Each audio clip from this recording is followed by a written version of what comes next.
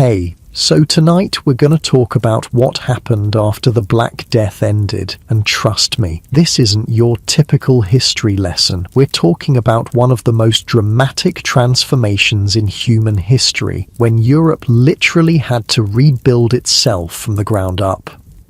Oh, and if you're enjoying these stories, I'd really appreciate a like or subscribe. Super curious where you're all listening from, so drop a comment with your location and what time it is there. Always blows my mind how people are falling asleep to this all over the world.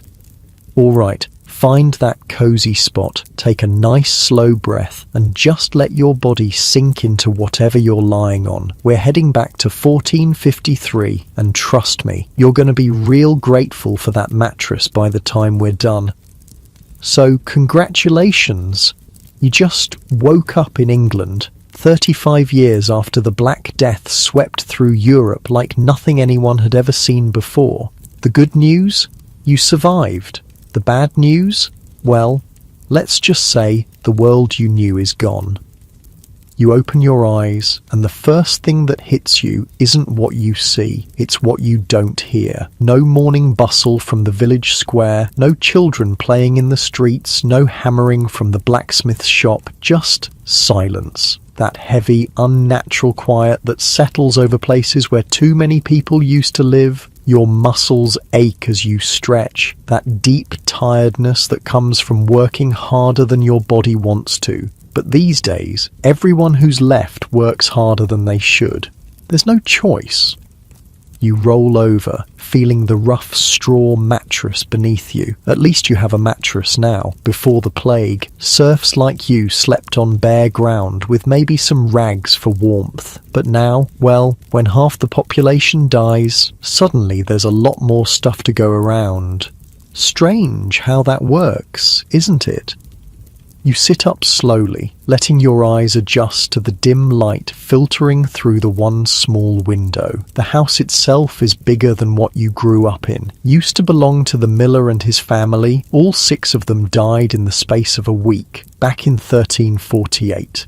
Their bodies were buried in the churchyard. Along with so many others, they had to dig mass graves. These days, you try not to think about that too much. The floorboards creak under your feet, actual wooden floors, not just packed dirt. You inherited more than just a house when the plague finished its work. There's a chest in the corner with clothes that actually fit, a proper cooking pot hanging over the fireplace, even a pewter cup, which used to be something only wealthy merchants could afford. Funny thing about catastrophes, they have a way of redistributing wealth, just not in any way you'd ever want. You pull on your tunic, wool, instead of the rough hemp you wore before. It's a good feeling, warm against your skin, but there's always that little voice in the back of your head reminding you that this tunic used to belong to someone who died choking on their own blood. You try not to think about that either. Outside, your breath makes little clouds in the morning air. September in England has always been cold, but somehow it feels colder now. Maybe it's just because there are fewer people to warm the world with their presence. Or maybe, when you've seen as much death as everyone has, everything feels a little colder.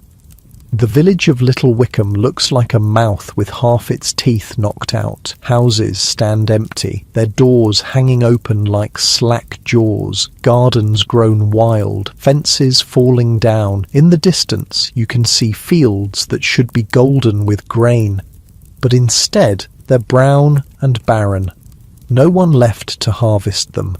Before the plague, this village had maybe 200 people. Now, maybe 60 on a good day.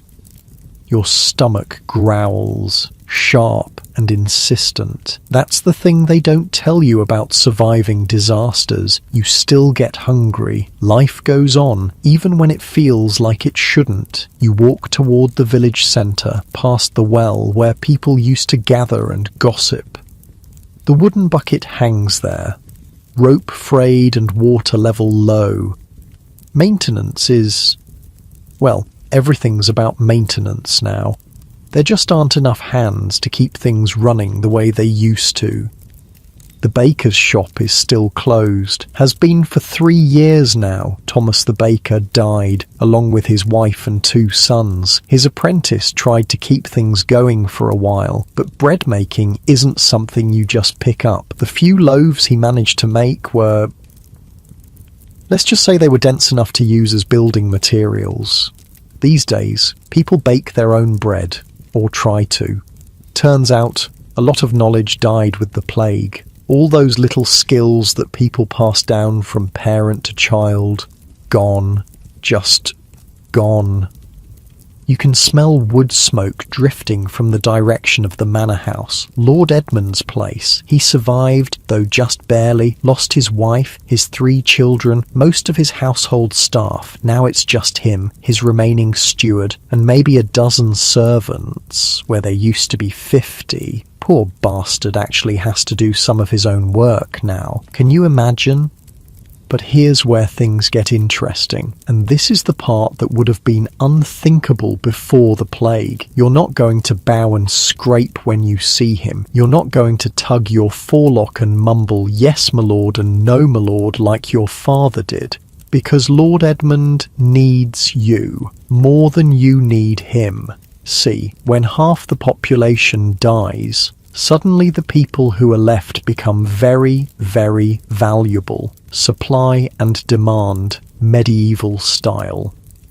Your feet crunch on the frost-covered grass as you make your way toward the manor. Today's the day you're going to ask for more money. 3 months ago, you would have been whipped for even thinking such a thing, but 3 months ago, Lord Edmund had other options. He doesn't anymore. The manor house looms ahead. Stone walls that used to seem so imposing, now they just look like expensive walls around an increasingly empty house. Most of the windows are shuttered. No point heating rooms nobody uses.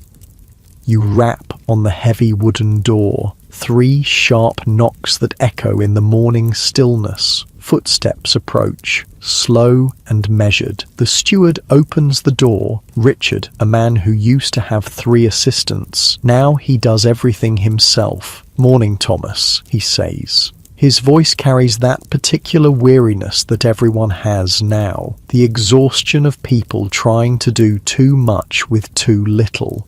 "Morning, Richard. Need to speak with his lordship." Richard raises an eyebrow. "Before the plague..." Peasants didn't just demand audiences with lords, but these aren't before the plague times. "He's in the solar. I'll let him know you're here." You wait in the great hall, and even here you can see how much has changed. The tapestries are dusty. There's no one left to maintain them properly. The long tables where dozens of people used to eat, most of them pushed against the walls and covered with cloth. Lord Edmund appears at the top of the stairs. He's smaller than you remember, thinner.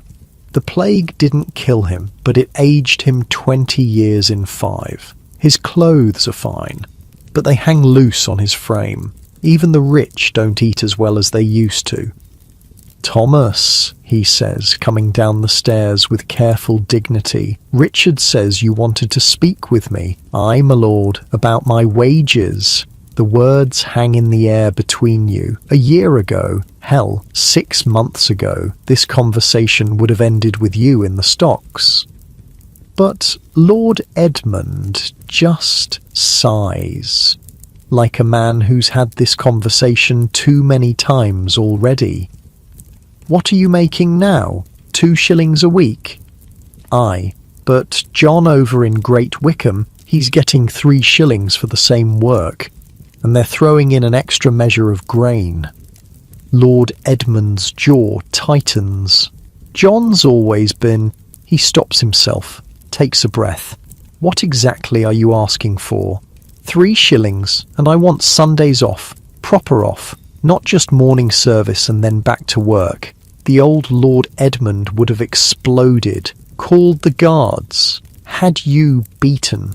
But the old Lord Edmund had 50 workers to choose from. This Lord Edmund has you, and maybe 5 others.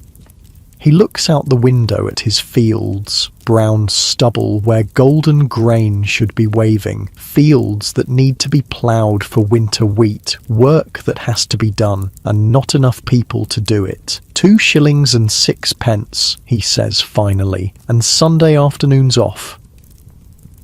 You pretend to consider this, though honestly, it's more than you hoped for, but you've learned something important in these past few years. When someone needs you more than you need them, you have power.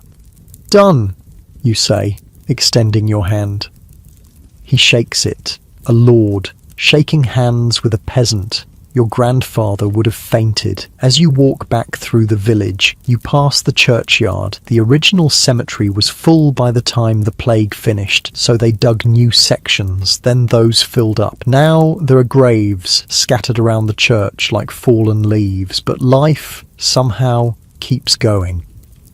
You see Margaret hanging laundry behind her cottage. She's wearing a dress that's too fine for a widow, but her husband had been the village's most successful merchant before he died. Now she owns his business, such as it is. Women inheriting property, running their own shops. Another thing that would have been impossible before. Strange how catastrophe creates opportunities. She waves at you, and you wave back. Maybe later, when the work's done, you'll stop by, share some ale, talk about how things used to be, and maybe, if you're both in the right mood, you'll talk about how things might be, because that's the thing nobody tells you about surviving disasters. Eventually, you start thinking about the future again. Your stomach rumbles once more, reminding you that survival still requires the basics: food, shelter, work. But as you head toward your own fields, the ones you're renting now that you can afford it, you're thinking about more than just getting by. You're thinking about getting ahead. The walk to your fields takes you past the old grain mill. The wheel still turns, but slowly. There's not enough grain to keep it busy. Before the plague, this mill ran from dawn to dusk during harvest season. Maybe 2 or 3 hours a day. Ooh. But that's changing too, slowly, because the people who survived, they're eating better, working less, demanding more. And when people have more money in their pockets, they buy more grain, more meat, more of everything. It's like watching a broken machine slowly start to work again. But differently. Better, in some ways. Your fields stretch out before you. Not huge, but yours. Well, rented, but at terms that your father never could have imagined. Lord Edmund was so desperate for someone to work this land that he agreed to let you keep 60% of what you grow. Before the plague, a peasant might keep 20% if he was lucky. The soil is dark and rich, ready for winter planting. You run it through your fingers, feeling the potential there. This land could feed a family, with enough left over to sell at market, maybe even enough to buy that piece of property down by the river that's been sitting empty since the Hartwell family died. Because here's what nobody expected when the plague finished killing people. It left behind a world with abundant land and scarce workers. And for the first time in centuries, that meant ordinary people had choices. You spend the morning breaking ground for winter wheat, the wooden plough cutting clean furrows in the earth. It's good work, honest work, but it's also chosen work. You're here because you want to be, not because some lord commanded it. That makes all the difference. Around midday, you stop for bread and ale. The bread's your own, made from grain you grew yourself. It's dense, a little burned on one side, but it's yours, and that makes it taste better than any bread some baker ever made. As you eat, you watch smoke rising from chimneys around the village. Fewer chimneys than before, but the ones that are lit burn brighter. People heat their homes better now, eat heartier meals, wear warmer clothes. The plague took everything, but it also left everything behind.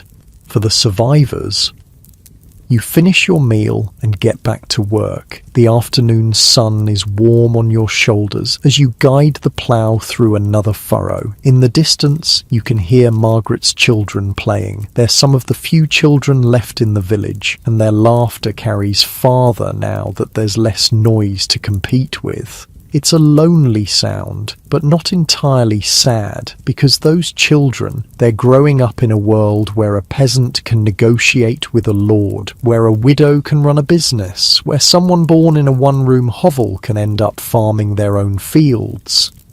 That's worth something, isn't it? As the sun starts to sink toward the horizon, you clean your tools and head home to a house that's bigger than where you grew up, home to a supper that'll be better than what your parents ever ate, home to a life that while born from tragedy, is undeniably better than what came before. Tomorrow, you'll plant more wheat. Next week, you'll probably have another conversation with Lord Edmund about wages or working conditions. Next month, maybe you'll make an offer on that property by the river. Because the world ended, and then it began again. Different, smaller in some ways, but somehow bigger in others. And as you settle into bed, pulling warm wool blankets up to your chin, you think about your children, the ones you might have someday. They'll grow up in a world where people like you, people who work with their hands and sweat for their bread, actually have a say in how things go. That's not nothing. That's everything, really. Your eyes grow heavy as the village settles into its quiet evening rhythm. Fewer voices than there used to be, but somehow the ones that remain carry more weight. The Black Death took everything, but what it left behind was possibility. Word spreads fast in small villages, especially when it's bad news for the people in charge.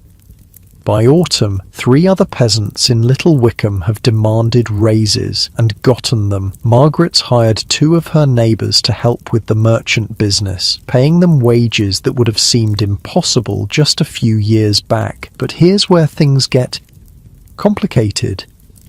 King Edward's court down in London has been hearing stories about peasants getting uppity, stories about lords paying outrageous wages, stories about the natural order of things getting turned upside down.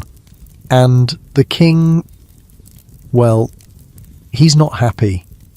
You hear about it first from a travelling tinker who stops by the village in late October, his cart's loaded with pots and pans, but more importantly, he's loaded with news from the wider world. Parliament's passed a new law, he tells you as you examine a copper pot. Statute of Labourers, they're calling it. Says no worker can demand more than they were paid back in 1346. Before all the dying started.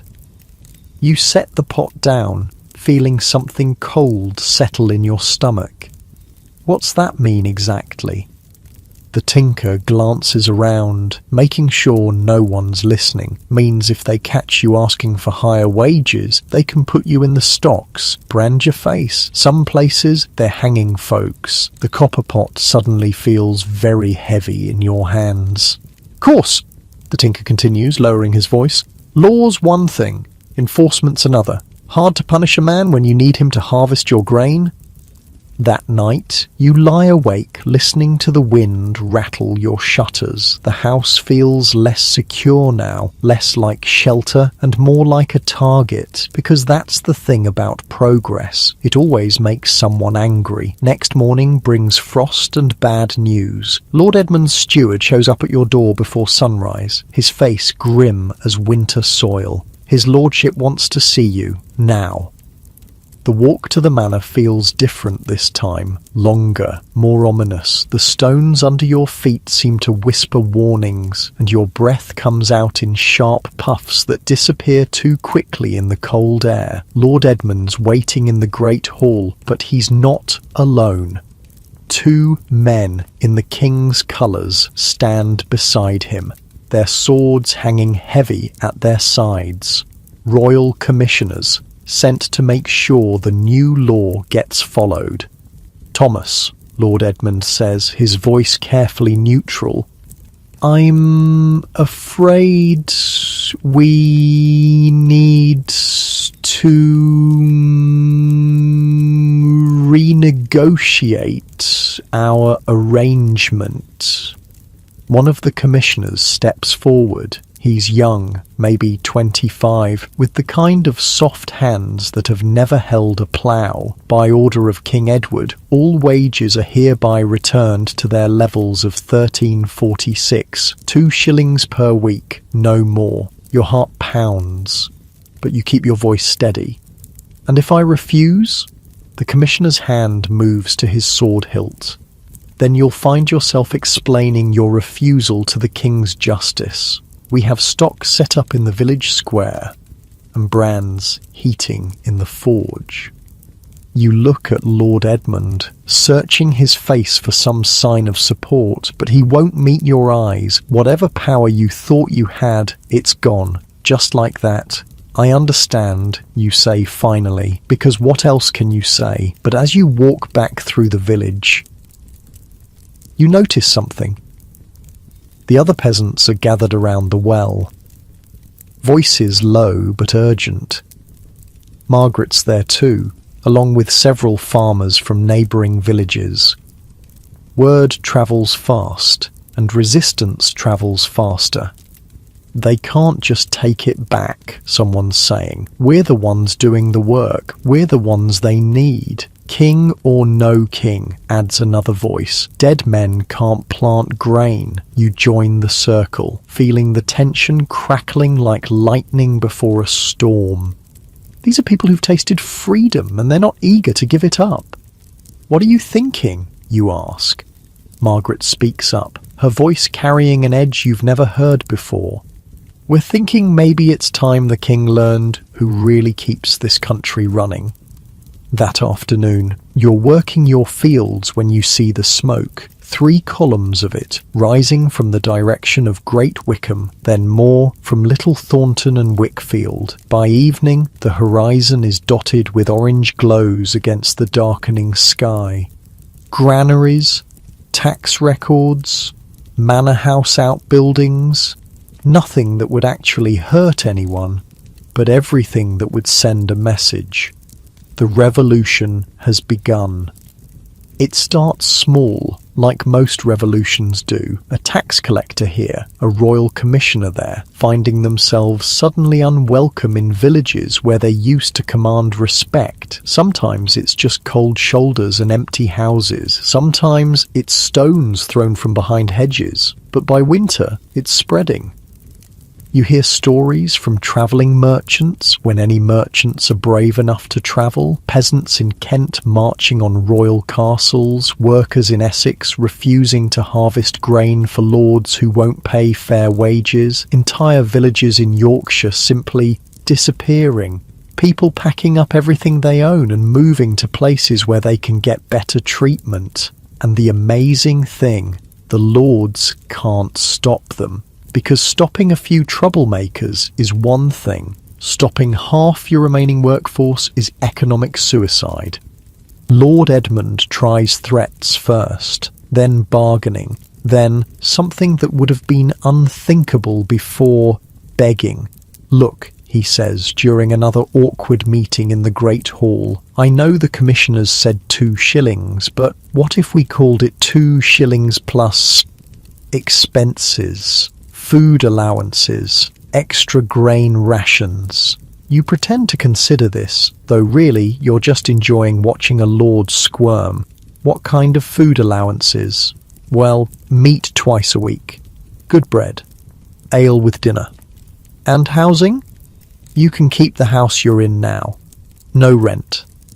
It's not everything you had before, but it's something, and more importantly, it proves that laws are just words on parchment when reality doesn't cooperate. You shake his hand again, and this time his grip is desperate. Winter settles over the village like a heavy blanket, but it's a restless kind of quiet. Letters arrive at the manor with increasing frequency, carried by nervous messengers who don't stay long, reports from other parts of the kingdom, most of them bad news for anyone wearing a crown. The thing is, when you kill half the population, you don't just lose workers, you lose the social fabric that held everything together, the unquestioned authority, the ancient assumptions about who belongs where, and once people start questioning those assumptions, well, it's hard to get them to stop. Spring brings news of larger uprisings. Not just local disputes over wages, but organised rebellions with leaders and demands and actual armies. Peasants who've decided they're tired of being peasants. The name everyone's talking about is Wat Tyler, a man from Kent who's apparently decided that the king's commissioners can go to hell, along with the king himself. They say he's got 10,000 men, Margaret tells you as you help repair her roof. All of them armed, all of them angry. You hammer another nail into the thatch, thinking about how different everything feels now. Before the plague, 10,000 angry peasants would have been impossible. There wouldn't have been enough discontent, or enough confidence, or enough organisational ability. But after the plague, well, surviving a catastrophe teaches you that the impossible happens all the time.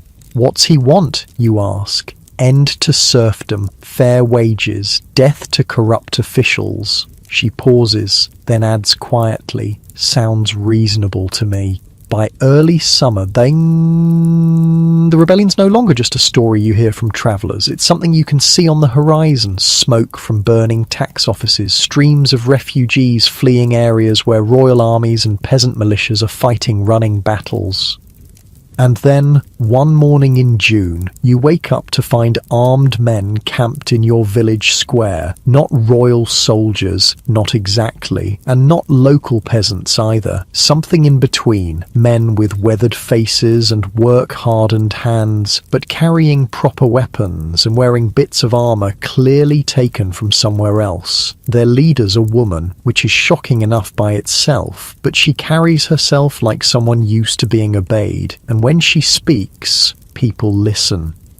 We're heading to London, she announces to the growing crowd, to present our demands to the king. Anyone who wants to come, you're welcome. What demands? Someone calls out. She unfolds a piece of parchment, though you suspect she's memorized every word. End to serfdom and villanage. Fair wages for all workers. Abolition of poll taxes. Punishment for corrupt officials who've grown fat while honest people starve. The crowd murmurs, weighing the risks. Because joining a rebellion is serious business. People get hanged for rebellion. But then again, people have been getting hanged just for asking for fair wages. What makes you think the king will listen? Lord Edmund has appeared, flanked by his remaining guards, but his voice lacks its old authority. He sounds worried. The woman looks at him with something that might be pity. Your lordship, with respect, the king doesn't have much choice. Half his tax collectors are dead or fled. His armies are stretched thin, fighting uprisings from here to Scotland, and winter's coming. If he wants grain harvested and bread baked and roads maintained, he needs us more than we need him. She's right, and everyone knows it. That evening, as the rebels make camp in the common pasture, you find yourself thinking about choices, about the life you've built since the plague, and whether it's worth risking for the chance at something better. Margaret's already decided. She's sold her business to a cousin, packed everything she owns into a wagon, and volunteered to help organise supplies for the march to London. You coming? She asks, as you help load her belongings. You look around the village, at the house you've called home, at the fields you've been working, at the life you've slowly, carefully constructed from the ruins of the old world. It's a good life, better than anything your parents could have imagined. But it's also a life that depends on the goodwill of people who would take it away in a heartbeat if they could. Yeah, you say finally, I'm coming. Because here's what you've learned in the years since the plague. Survival isn't just about staying alive. It's about building something worth staying alive for. The next morning, you lock your door, leave a note for Lord Edmund explaining that you've gone to discuss working conditions with the king, and join the line of people heading south toward London, the roads full of others like you, farmers and craftsmen and merchants and labourers, all united by the simple belief that they deserve better than what they're getting. Some carry weapons, others just carry tools, but all of them carry something that would have been impossible before the plague. Hope. The landscape you pass through tells the story of the last 5 years in burned fields and empty villages and manor houses with boarded windows. But it also tells another story in new construction and improved roads and signs of careful, purposeful rebuilding. Because that's the thing about catastrophes. They clear away the old, making room for something new to grow. As you walk, you talk with your fellow travellers, a blacksmith from Essex whose lord tried to cut his wages in half, a miller from Suffolk whose grain stores were seized by royal tax collectors, a weaver from Norfolk whose entire village was burned for refusing to pay a poll tax they couldn't afford. All of them with stories, all of them with grievances, all of them with the same realization that individual resistance isn't enough anymore. By the 3rd day, your group has grown to nearly 1,000 people. By the 5th day, there are rumours of other groups converging on London from all directions, tens of thousands of people, all with the same destination and the same demands. The king's going to have to listen whether he wants to or not. You camp that night on a hilltop overlooking the Thames, and in the distance you can see the smoke and lights of London, the largest city in England, and tomorrow the site of what might be the most important conversation in the kingdom's history. As you settle into your bedroll, listening to the murmur of conversations around the campfire, you think about how far you've come, not just in miles, but in everything else. 5 years ago, you were a serf who couldn't leave your lord's land without permission. Tonight, you're a free man, camped outside the capital, preparing to negotiate with the king as an equal. That's worth something, even if tomorrow goes badly. The stars overhead are the same ones that shone down on the plague years, when bodies filled the streets and the future seemed impossible, but somehow, impossibly, the future arrived anyway, and it looks nothing like what anyone expected. London hits you like a slap to the face. The smell reaches you first, long before you see the city walls. Thousands of people packed together, cooking fires, waste, horses, and underneath it all, something else. Something that makes your stomach clench with memory, fear. You crest the final hill on June 13th, and there it is, the greatest city in England spread out below you like a sprawling beast. Stone walls, church spires, the tower looming over the Thames like a giant's fist, and surrounding it all, camps, thousands upon thousands of people just like you, peasants and craftsmen and labourers who've walked hundreds of miles to have a conversation with a king. Jesus, breathes the blacksmith walking beside you. Look at them all. The camps stretch for miles along the river. Banners flutter in the morning breeze, most of them homemade, bearing symbols you recognise from your own village. The cross of St. George, tools of various trades, and here and there more ominous signs, nooses, headless crowns, slogans painted on rough cloth. Death to traitors. When Adam delved and Eve span, who was then the gentleman? Your group finds space on a hillside called Blackheath, where the Kent rebels have gathered under their leader. Wat Tyler's smaller than you expected, maybe 40 years old, with the kind of weathered face that speaks of hard work and harder decisions. But when he talks on more, listen. Brothers, he says, his voice carrying across the camp without strain. Tomorrow we enter the city, not as conquerors, but as free men seeking justice from our king. Cheers rise from the crowd, but Tyler raises his hand for quiet. Remember, we're not here to destroy, we're here to build, to tear down the corrupt system that's kept us in chains and replace it with something fair, something human. You find yourself nodding along, caught up in the hope and energy of the moment. Around you, faces shine with something that's been missing from English villages for too long. Possibility. That night, you barely sleep. The excitement is infectious, crackling through the camp like lightning. People share food, stories, dreams of what comes next. A miller from Canterbury talks about starting a cooperative where workers share the profits. A weaver from Dover imagines guilds run by craftsmen instead of wealthy merchants. But underneath the hope, there's tension. Because everyone knows that what happens in the next few days will determine whether this ends in triumph or massacre. Dawn breaks grey and misty over the Thames, and with it comes movement. Thousands of people breaking camp, gathering belongings, forming loose columns that stretch back toward the horizon. The march to London begins. You walk with Margaret and the blacksmith. Part of a river of humanity flowing toward the city gates. The guards at Aldgate take one look at the approaching crowd and simply step aside. Smart men.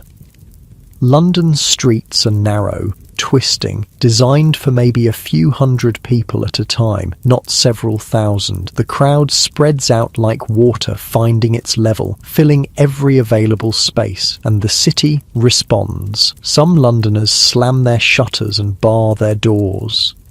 Others lean out of windows, cheering, throwing bread and coins. A few brave souls actually join the march. Craftsmen and labourers who've been nursing their own grievances against the wealthy merchants who run the city. But it's when you reach the wealthy quarter that things get interesting. The houses here are different, larger, built of stone instead of timber, with courtyards and gardens and all the signs of lives lived in comfort while others struggled. Someone throws a stone. You're not sure who, but suddenly the air's full of them. Windows shatter, doors splinter, and the crowd. The crowd tastes blood. The Savoy Palace. That's where it really starts. John of Gaunt's residence, the most magnificent building in London after the royal palaces, home to the man who's been the real power behind the throne while young King Richard grows into his crown. Someone shouts, "Burn it," and suddenly everyone's shouting it. You find yourself swept along with the crowd through the palace gates into courtyards filled with treasures that represent more wealth than your entire village sees in a decade. Tapestries, gold plate, furniture carved from exotic woods, and all of it, every bit of it, bought with money squeezed from people who work for a living. The palace burns beautifully. You stand in the courtyard, watching flames lick at windows, feeling the heat on your face and thinking about justice, about balance, about how sometimes the only way to build something new is to burn down what came before. Margaret appears beside you, her face lit by the orange glow. "Feel good?" she asks. "Yeah," you admit. "It does." But even as the palace burns, Tyler's trying to maintain order. You see him moving through the crowd, reminding people that they're here for justice, not revenge. That destroying property is one thing, but harming people is another. Mostly, people listen to him. mostly. The Fleet prison gets opened, and suddenly the streets are full of freed prisoners. Some of them are debtors, people imprisoned for owing money they couldn't pay. Others have been locked up for more serious crimes. Temple Bar burns next, along with all the legal records stored there. Centuries of laws and precedents and property deeds, gone in an afternoon of smoke and celebration. Because here's what the lawyers and lawmakers never understood. When the law serves only the wealthy, burning the law starts to feel like justice. As evening falls, you find yourself with a group of rebels surrounding the Tower of London, the ancient fortress where kings have lived and died, where traitors have been executed, where the machinery of royal power grinds on regardless of who suffers beneath it. And inside, trembling behind stone walls that suddenly don't seem so impregnable, is 14-year-old King Richard himself. "Come out," someone shouts. "Come out and face your people." But the tower stays silent, its gates locked, its guards nowhere to be seen. Tyler arrives with a message. The king, through intermediaries, has agreed to meet tomorrow morning at Mile End, outside the city walls, a place where both sides can gather safely. "He's agreed to hear our demands," Tyler announces. "All of them. Freedom from serfdom, fair wages, punishment for corrupt officials." The crowd erupts in cheers. But you notice Tyler's expression remains careful, hopeful, but careful. Because promising to listen and actually listening are two very different things. That night, you sleep in the ruins of a tax collector's office, the papers and ledgers that once recorded every penny owed by every peasant in 3 counties. They make excellent kindling for your campfire. Outside, London burns in a dozen places, not the whole city, but enough to send a message that can be seen for miles. The old order is ending. What comes next? That's tomorrow's question. Morning arrives with the sound of trumpets, royal trumpets, calling from the direction of Mile End. King Richard, apparently, is ready to talk. The march out of the city is different from the march in, more organised, more purposeful. Tyler's managed to impose something like discipline on the crowd, arranging them in rough columns with representatives from different regions. You walk with the Essex group, maybe 2,000 strong, carrying banners that list your specific grievances. End to serfdom. Abolition of poll taxes, fair courts, the right to hunt in royal forests. Simple things, really, human things. Mile End is a large field outside London's walls, perfect for the kind of massive gathering that's about to take place. And there, waiting on a raised platform surrounded by guards and nobles, is the king himself, Richard Plantagenet, 14 years old, heir to Edward the Black Prince, ruler of England, though right now he looks more like a scared boy trying very hard to appear brave, which, to be fair, he probably is. The meeting begins with ceremony, heralds reading proclamations, nobles making speeches about royal mercy and divine authority. But Tyler cuts through all of it with the kind of blunt speaking that makes lawyers nervous. "Your Majesty," he says, stepping forward, "we've come to discuss the terms under which your people, all your people, can live with dignity." Richard's voice is higher than you expected, still changing, but it carries clearly across the field. "We are prepared to hear your concerns."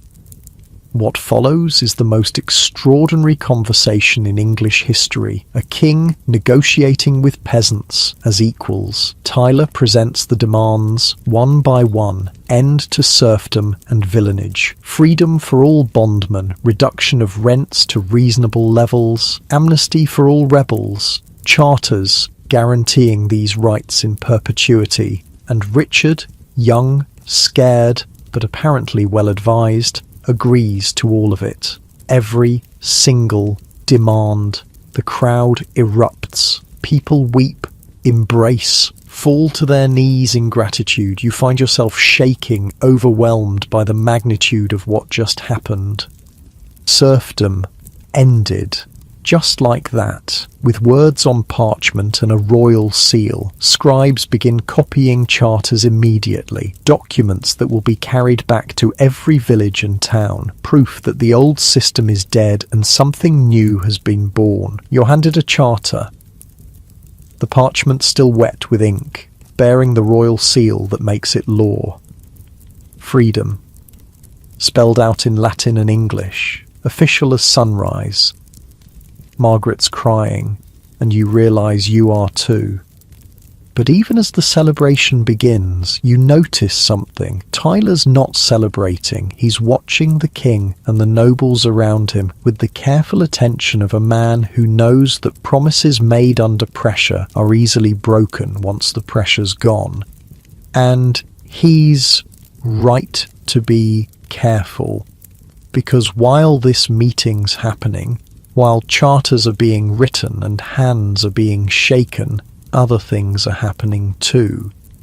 A group of rebels, frustrated by the slow pace of negotiation, has decided to take more direct action. They've stormed the Tower of London, overwhelming the guards, searching for the men they hold responsible for years of oppression. Simon Sudbury, Archbishop of Canterbury and Chancellor of England, the man who blessed the poll taxes and defended the old system. Robert Hales, Treasurer of England, the man who collected those taxes and filled the royal coffers while peasants starved.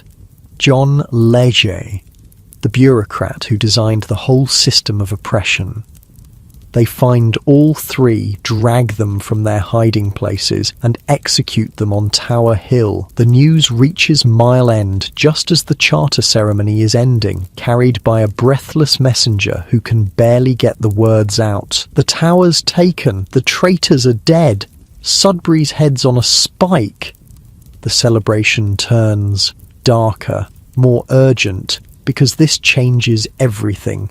There's no going back now, no pretending this was just a peaceful petition for redress of grievances. This is revolution, complete and bloody. Richard's face goes white, but to his credit, he doesn't flee. Instead, he asks for another meeting, tomorrow, at Smithfield, to discuss additional concerns. Tyler agrees, though you can see the calculation in his eyes. He knows the game has changed, knows that executing royal officials makes this a different kind of negotiation entirely. That night, camped again outside London, the mood is strange, jubilant and terrified in equal measure, because everyone understands that they've crossed a line. There's no peaceful resolution anymore. Either the rebellion succeeds completely or it fails catastrophically. No middle ground. You lie awake, listening to the murmur of conversations around the camp, thinking about the charter folded carefully in your pack, freedom, written in royal ink on royal parchment, but also thinking about the heads on pikes at the tower, and what they mean for anyone who's taken part in putting them there. Tomorrow's meeting at Smithfield will determine whether you go home as free men or whether you die as traitors, and honestly, you're not sure which is more likely. The stars overhead are the same ones that shone down on your village back when this all started with a simple request for fair wages, but somehow, impossibly, that simple request has become something much larger, a demand that England itself change or burn in the attempt. Either way, there's no going back to the way things were. The old world died with the plague, and tomorrow you'll find out whether the new world gets to live. Smithfield feels different. Where Mile End had been open, welcoming, a place where equals could meet and talk, Smithfield feels like a trap. It's smaller, more enclosed, with too many places for armed men to hide. You notice these things now, after a week of revolution. Your eyes have learned to see threats, to calculate distances to exits, to recognise the difference between a nervous guard and a dangerous one. The king arrives with more soldiers this time, a lot more. They ring the field in neat formations, supposedly for protection, but you can't shake the feeling they're there for a different kind of protection entirely. Richard looks different too, less like a scared boy, more like someone who spent the night getting advice from people who know how to deal with troublesome peasants. Wat Tyler steps forward, and you can see the tension in his shoulders. He knows this isn't going to go like yesterday's meeting, but he's committed now, too far in to back down. Your Majesty, Tyler begins, we've come to discuss additional terms, but Richard cuts him off. The terms discussed yesterday are sufficient. We suggest you return to your homes and trouble us no more. The words hit the crowd like a physical blow. Yesterday's promises, suddenly conditional, suddenly negotiable. Tyler's voice hardens. With respect, Your Majesty, those terms didn't address everything. We need guarantees, real guarantees, and we need them in writing, with penalties for anyone who tries to reverse them. You need, Richard's voice carries a new edge. You forget yourself, Tyler. We are your king. You do not make demands of us. The crowd behind you stirs, restless, sensing the shift in mood. Yesterday they were citizens petitioning their ruler. Today, they're rebels facing judgment. Tyler takes another step forward, close enough now that you can see the sweat on his face despite the cool morning air. Your Majesty, we're reasonable men. We've shed blood for what's right. We won't go home empty-handed. Blood, Richard's voice rises. You speak of blood. You murdered our Chancellor, our Treasurer, men who served the crown faithfully. Men who served themselves, Tyler shoots back, while honest people starved. The space between them crackles with tension. Two men representing two completely different ideas about how the world should work, and around them, thousands of people waiting to see which idea wins. That's when it happens. Tyler, frustrated by the king's sudden coldness, makes a gesture. Maybe he's reaching for his sword. Maybe he's just emphasizing a point. Maybe he's trying to demonstrate something. It doesn't matter. William Walworth, Lord Mayor of London, sees Tyler's hand move toward his weapon and decides he's seen enough. His sword comes out in one smooth motion, catching Tyler in the neck before anyone can react. Tyler staggers, blood spraying, his eyes wide with shock. He takes two more steps, reaches out toward the king as if to say something, and collapses, dead. Just like that, the silence stretches for maybe 3 heartbeats, long enough for everyone to understand what just happened. Then, chaos. The crowd surges forward, screaming for vengeance. Swords come out, bows are drawn. The careful discipline Tyler had imposed, gone in an instant. And that's when Richard does something extraordinary. He spurs his horse forward, directly into the mob, his young voice cutting through the screaming. "You shall have no captain but me!" The words are perfectly chosen, perfectly timed, because these aren't anarchists or criminals. They're people who still believe in kingship, who still think their grievances can be addressed by appealing to royal justice. And here's their king, young and brave and apparently sympathetic, offering to be their leader. The crowd, incredibly, actually stops. "Follow me," Richard continues, his voice gaining strength. "I will be your king and your captain. Your grievances shall be heard. Justice shall be done."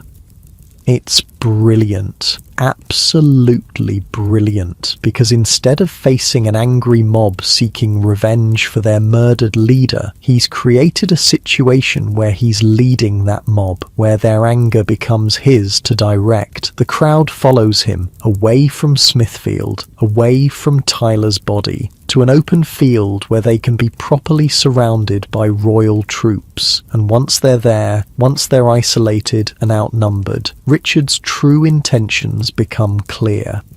"Men of Essex, Kent and Suffolk," he announces, his voice now carrying total authority. "You have been deceived, led astray by traitors and rebels, but we are merciful. Return to your homes now, and we will forgive your momentary confusion." The crowd murmurs, uncertain. Some of the rebels are nodding, ready to accept the offer. Others look suspicious, sensing the trap. "What about the charters?" someone calls out. "What about our freedom?" Richard's smile doesn't reach his eyes. Those agreements were made under duress. Contracts signed with a sword at one's throat have no legal standing.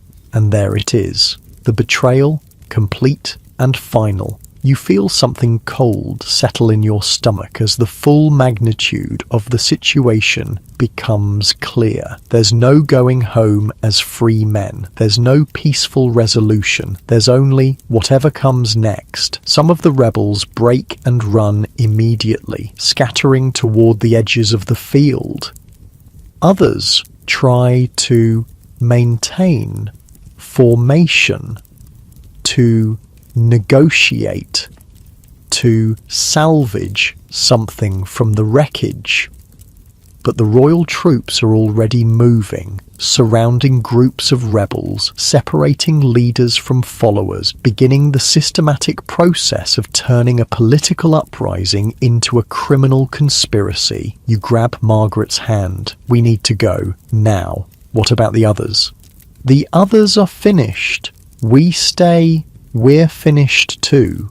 You slip away during the confusion, moving toward the edge of the field where the encirclement isn't quite complete yet. Behind you, you can hear shouting, the clash of weapons, the sound of a revolution dying in real time.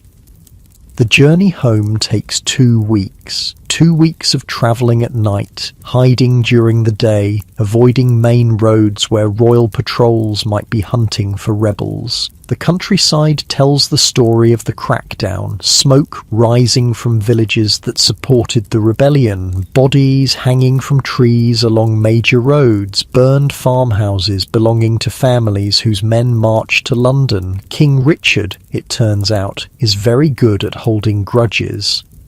You reach Little Wickham on a grey morning in early July and find a village transformed. Royal commissioners have been through, asking questions, taking names, making lists. Lord Edmund greets you at the manor house, but not with relief, with cold calculation. "Thomas," he says, looking you up and down like he's evaluating livestock, "I hear you've been travelling." "Aye, my lord, just visiting family." "Family in London, was it?" The question hangs in the air between you, because everyone knows where you've been, everyone knows what you've done. The only question is whether Lord Edmund intends to do anything about it. "I've been asked," he continues slowly, "to provide names of men from this village who might have participated in recent disturbances." Your mouth goes dry. And I've told them that my workers were here the entire time, helping with the harvest, far too busy to go gallivanting off to London. Relief floods through you, but it comes with a price tag attached. "Of course," Lord Edmund adds, "busy workers deserve appropriate compensation. I'm thinking 18 pence a week. No more requests for raises, no more negotiations. Take it or find yourself explaining to the King's Justice why you happen to be away from the village during the recent unpleasantness." 18 pence, less than you were making before the rebellion, less than you'd negotiated after the plague, but more than nothing, which is what you'll get if you're hanged as a traitor. 18 pence sounds fair, you say, because what choice do you have? The months that follow are quiet. Dangerously quiet. The kind of quiet that comes when people are afraid to talk, afraid to complain, afraid to do anything that might bring unwanted attention. The rebellion's leaders are hunted down systematically. Some are executed publicly, their heads displayed on spikes as warnings. Others simply disappear, their fate left to imagination. The promises made at Mile End, forgotten. The charters guaranteeing freedom declared null and void. The end of serfdom postponed indefinitely. On the surface, it's as if the rebellion never happened. But underneath, things have changed in ways that can't be undone. Because here's the thing about revolutions, even failed ones, they change how people think about themselves, about their place in the world, about what's possible. You work Lord Edmund's fields, but you don't work them the same way. There's a sullenness to it now, a resentment that wasn't there before. You do what's required, but no more. And when opportunities arise to cause small problems, equipment that breaks at inconvenient times, grain that somehow gets spilled, work that takes longer than it should, well, accidents happen. Other villages are experiencing similar accidents. Productivity drops across the kingdom, not dramatically but enough to be noticed, enough to matter.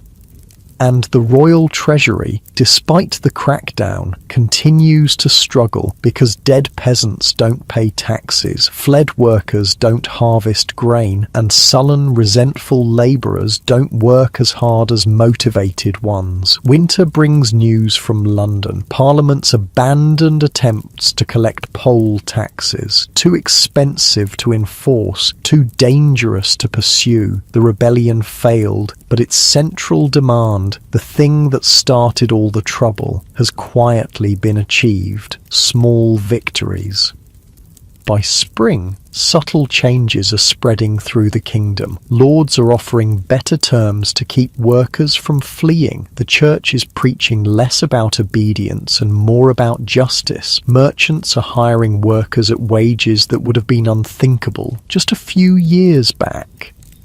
Not because anyone changed their minds about the natural order of things, but because the natural order, after the plague, after the rebellion, simply doesn't work anymore.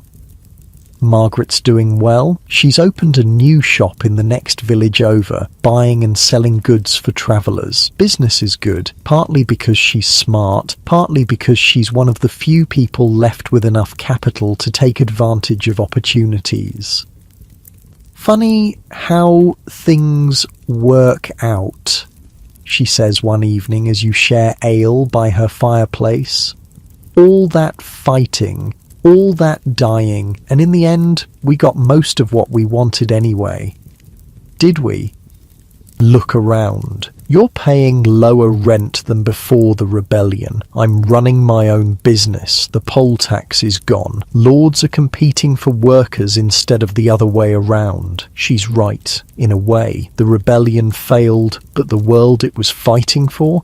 That world arrived anyway. Slowly, quietly. Through 1,000 small adjustments and compromises, because that's how real change usually happens. Not through grand gestures and dramatic confrontations, but through the steady, persistent pressure of people who refuse to accept the unacceptable. You think about Wat Tyler sometimes, lying in the dirt at Smithfield, blood pooling around his head. He died for nothing and everything. The immediate cause was lost, but the deeper cause, the thing he was really fighting for, that survived. Freedom isn't just a word on parchment, it's a way of thinking, a refusal to accept that some people matter more than others just because of where they were born. And once that idea gets loose in the world, it's very hard to put back in the bottle. Outside Margaret's window, you can see lights in houses across the village, people living their lives, making their choices, building their futures, not as serfs or bondmen, but as free people who happen to be poor. That's not nothing, that's actually everything. The plague took half the population of Europe. The rebellion that followed took hundreds more lives. But what emerged from all that death, what crawled out of the wreckage of the old world, was something unprecedented, a society where ordinary people had choices, where someone born in a hovel could end up owning land, where a widow could run a business, where a peasant could tell a lord no and live to talk about it. It wasn't the world Tyler dreamed of, but it was closer to that dream than anyone thought possible. Back when the dying started and the future seemed impossible, change comes slowly, then all at once, and sometimes, if you're very lucky, you get to live through the moment when everything shifts, when the old assumptions crumble, when new possibilities suddenly seem real. The Black Death was the worst thing that ever happened to medieval Europe, but what came after, what grew from the soil, fertilized by all that death, was the beginning of the modern world, a world where people like you matter, where your voice counts, where the future belongs to everyone, not just the people born wealthy enough to own it. That's worth remembering as you drift off to sleep in a house you choose to live in, earning wages you helped negotiate, in a village where you're free to stay or go as you please. The revolution failed, but somehow, impossibly, you won anyway. Time has a funny way of healing wounds you thought would never close. It's been 15 years since the rebellion, 15 years since Wat Tyler died in the dirt at Smithfield, 15 years since you walked home from London with a price on your head and revolution in your heart. Now, you're 43 years old. You own your house outright. Your fields produce enough grain to feed your family and sell at market. Your oldest son is learning to read, something that would have been impossible for someone of your class before the plague changed everything. And sometimes, on quiet evenings when the work is done and the village settles into its peaceful rhythm, you almost forget how the world used to be. Almost. But then something happens to remind you. A letter arrives from a cousin in Venice, or a merchant passes through with stories from France, or you catch sight of one of those strange new doctors walking through the countryside wearing their peculiar bird-like masks. And you remember that the changes, the real changes, are still spreading like ripples in a pond. The Venetians, clever bastards that they are, figured something out that nobody else had. They realized the plague wasn't just God's wrath or bad air or punishment for sin. It was something specific, something that traveled from person to person, from place to place, in ways you could predict and maybe control. So they did something radical. They built hospitals, not for treating people. There still wasn't much anyone could do for someone with the plague, but for keeping sick people away from healthy ones. Islands in their lagoon, dedicated entirely to isolation and quarantine. Quarantainer, 40 days. That's how long they figured it took to know whether someone was going to live or die. The idea spread slowly at first, then faster as people realized it actually worked. Florence built lazarettos, Milan created quarantine houses, cities across Europe started treating disease like something you could fight instead of just endure. It was revolutionary in its own quiet way. because it meant people weren't just helpless victims anymore. They could take action, make choices, protect themselves and their families through knowledge and planning instead of prayer and hope. That changes how you think about everything. Your youngest daughter, born 5 years after the rebellion, has grown up in a world where diseases have causes, where doctors wear special clothes and carry medicines that sometimes actually work, where the arrival of plague in a neighbouring city means quarantine and precautions. Not just resignation to God's will, she expects the world to make sense, expects problems to have solutions, expects authority figures to justify their decisions instead of just demanding obedience. That's not how children thought before the plague, before the rebellion, before everything changed. Margaret's grandson is apprenticed to a painter now, not just any painter, but one of those new artists who've been emerging from the Italian cities, people who paint what they actually see instead of what religious authorities tell them they should see. It started with the plague, all this new thinking. When you've watched half your neighbours die for no reason, anyone can explain. When you've seen the most pious people suffer alongside the worst sinners, when you've buried children who never hurt anyone, well, it makes you question some assumptions about divine justice, about the natural order, about whether the people in charge actually know what they're talking about. The painters, the writers, the scholars, they're asking different questions now. Instead of, what does the church say about this? They're asking, what do we actually see? What can we prove? What makes sense? It's dangerous thinking, revolutionary thinking, and it's spreading.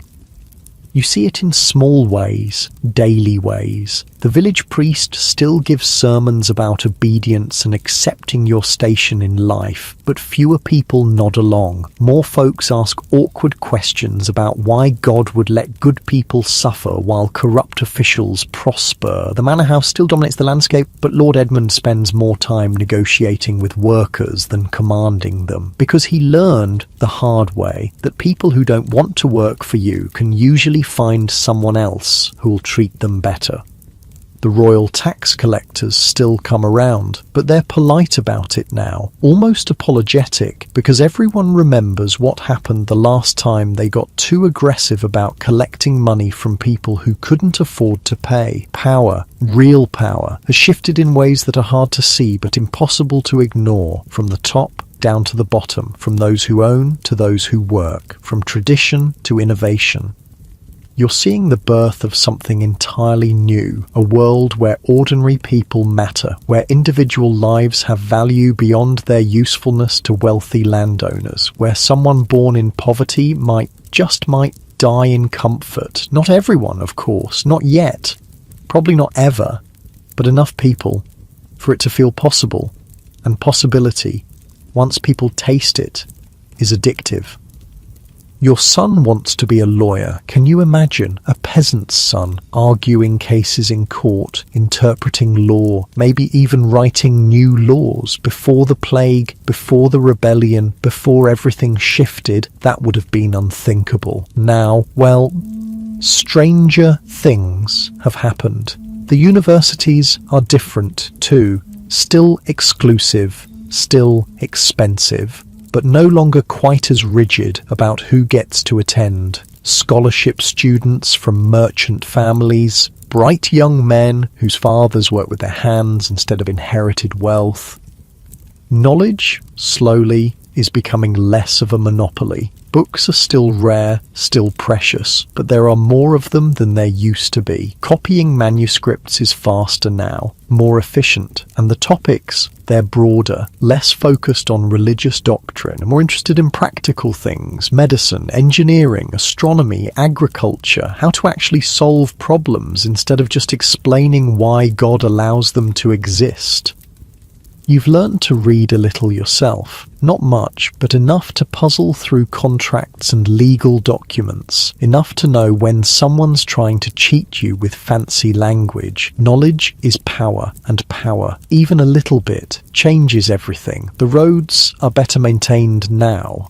Not because the king ordered it, but because merchants and travellers demanded it. Because people who can afford to travel want safe, reliable routes. Because local communities realised they could tax road usage and fund improvements themselves.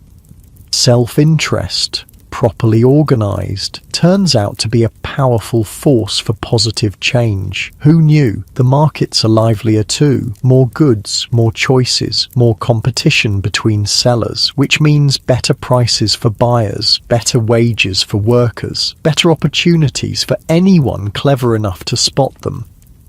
Margaret's doing very well indeed. Her trading business now spans 3 counties, dealing in everything from grain to metalwork to exotic spices from places you can't pronounce. She employs 12 people, pays them fair wages, and somehow still manages to turn a healthy profit.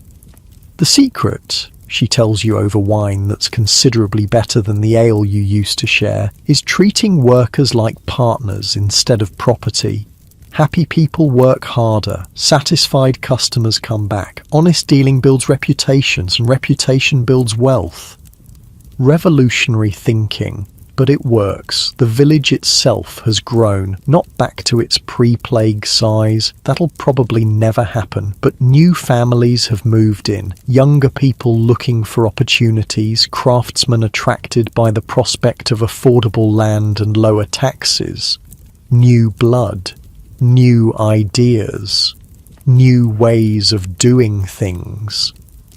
The church is different too. Father Michael still preaches on Sundays, but his sermons focus more on compassion and community service, less on obedience and eternal damnation. He's learned that people who've survived catastrophe want practical guidance, not threats about theoretical punishment. Plus, he needs the congregation's support more than they need his approval. Empty churches don't collect tithes. Even God's representatives have to adapt to new realities. But perhaps the most remarkable change, the one that would have been impossible to imagine 30 years ago, is how people think about the future. Before the plague, the future was predetermined. Fixed. You were born into a station in life and you died in the same station. Your children inherited your social position along with your debts. Progress was measured in generations, if it happened at all. Now people make plans, set goals, imagine their children living better lives than they did, believe that hard work and clever thinking can actually change outcomes. Hope, it turns out, is contagious. Your oldest daughter is married to a blacksmith's son who's saving money to open his own shop. Your middle son works as a clerk for a wool merchant, learning the business, planning to eventually start his own trading company. Your youngest wants to study medicine, to become one of those new doctors who actually heal people instead of just blessing them. 3 children, 3 different paths, all of them leading upward. That's not luck, that's not accident, that's the direct result of living in a world where social mobility, while still difficult, is at least possible. The Black Death created that world, not intentionally, not kindly, but definitively. By killing so many people, it broke the rigid social structures that had kept everyone locked in place for centuries. By creating labour shortages, it gave ordinary workers bargaining power they'd never had before. By demonstrating that traditional authority couldn't protect anyone from catastrophe, it opened space for new kinds of thinking. The price was horrific. 25 million dead in Europe alone, families destroyed, communities wiped out, an entire generation traumatized by losses too great to comprehend. But from that trauma, somehow emerged something unprecedented, a society where individual merit mattered more than inherited status, where innovation was valued alongside tradition, where people could question authority without facing immediate execution, the foundation, in other words, of the modern world. Not that anyone planned it that way. History rarely works according to plan. Usually, it stumbles forward through a combination of catastrophe and adaptation, crisis and opportunity, blind luck and stubborn human determination to survive. The plague was the catastrophe, the rebellion was the crisis. What came after, what you're living through now, is the adaptation, and it's remarkable. You're sitting by your fireplace on a winter evening in 1398, watching your youngest daughter practice writing by candlelight. Her letters are neat, careful, better than your own halting attempts at literacy. She's writing a letter to her cousin in London, describing life in the village, sharing news and gossip and plans for the future. Ordinary correspondence between ordinary people, except that 30 years ago, ordinary people couldn't write letters. Because they couldn't write, because they had no one to correspond with, because their lives were too narrow and constrained to generate news worth sharing. Now, your daughter's life is full of possibilities. School if she's smart enough, marriage if she finds the right partner, business if she's ambitious enough, travel if she's adventurous enough, freedom not unlimited but real. That's the plague's strangest legacy, not the millions of deaths, though those are remembered, not the economic disruption, though that's still being felt, but the simple fact that people now expect their lives to matter, expect their voices to be heard, expect their work to be valued, expect their children to have opportunities. Expectations, once raised, are hard to lower. Outside your window, the village sleeps peacefully under a blanket of snow. Smoke rises from chimneys. Dogs bark in the distance. Someone's playing a lute badly but enthusiastically. Normal sounds. Comfortable sounds. The sounds of people living their lives without fear of sudden catastrophe or arbitrary punishment. It took 30 years, but somehow, impossibly, normal came back. Different than before, better in many ways, but recognizably, blessedly, normal. The plague taught Europe that catastrophe was always possible. The rebellion taught it that change was always possible too. And what emerged from those lessons was a new kind of society, one built on the revolutionary idea that ordinary people deserved ordinary happiness. Not much to ask for when you think about it. Food on the table, a roof overhead, work that pays fairly, children who might live better lives than their parents, basic human dignity. But for most of human history, even that much was too much to hope for. Now, it's the minimum people expect. That's actually extraordinary. You bank the fire and prepare for bed, checking that the doors are latched, that the windows are shuttered against the cold. Small precautions against predictable problems, the kind of ordinary vigilance that's possible when you're not constantly watching for plague or famine or violent social upheaval. When the world makes enough sense that planning ahead actually works. Your bed is warm, the blankets are wool, well made, purchased rather than inherited. Your house is solid, properly constructed, chosen rather than assigned.